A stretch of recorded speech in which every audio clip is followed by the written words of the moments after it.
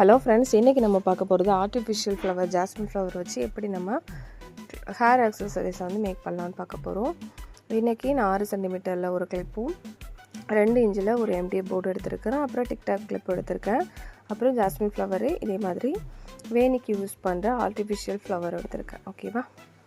இப்போது நம்ம எடுத்திருக்க சென்டர் கிளிப்போட அகலத்துக்கு தேவையான அளவுக்கு ஜாஸ்மின் ஃப்ளவர் வந்து கட் பண்ணிக்கலாம். இது கட் பண்ணதுனால ஃப்ளவர் எதுவும் பிரிஞ்சு அப்படி எதுவும் வராது. நம்ம இந்த மாதிரி கட் பண்ணிவிட்டு திரும்ப க்ளூ அப்ளை பண்ணி ஒட்டதுனால பிரிஞ்சு வராது. ஓகேவா? இப்போது நம்ம எடுத்துருக்க ஃப்ளவர் நம்மளுக்கு எவ்வளோ தேவைப்படுதோ இந்த மாதிரி கட் பண்ணி எடுத்துக்கலாம். கட் பண்ணிவிட்டு வச்சா தான் நம்மளுக்கு வந்து ஃபினிஷிங் வந்து நல்லாயிருக்கும்.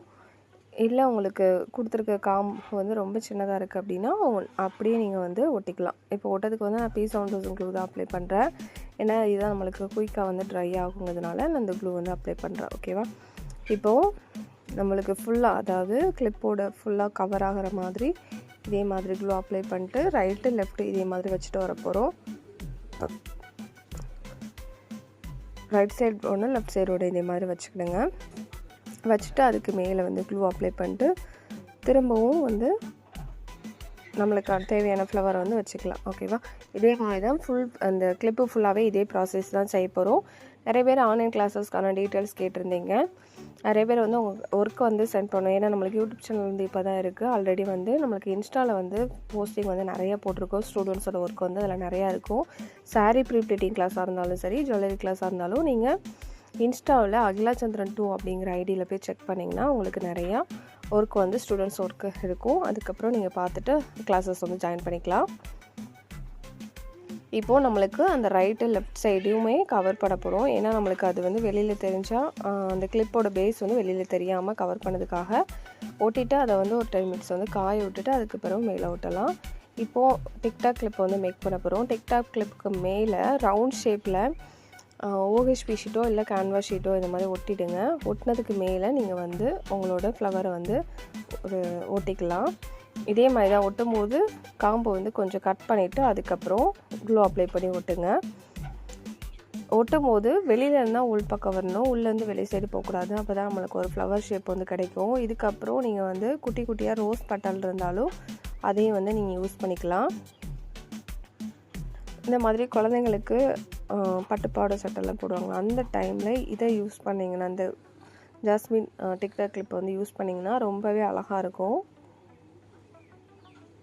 ஆல்ரெடி நம்ம ஜாஸ்மின் ஃப்ளவர் வச்சு எப்படி ஹெட் பேண்ட் வந்து மேக் பண்ணலாம் அப்படின்னு சொல்லி நம்ம போட்டிருக்கோம்.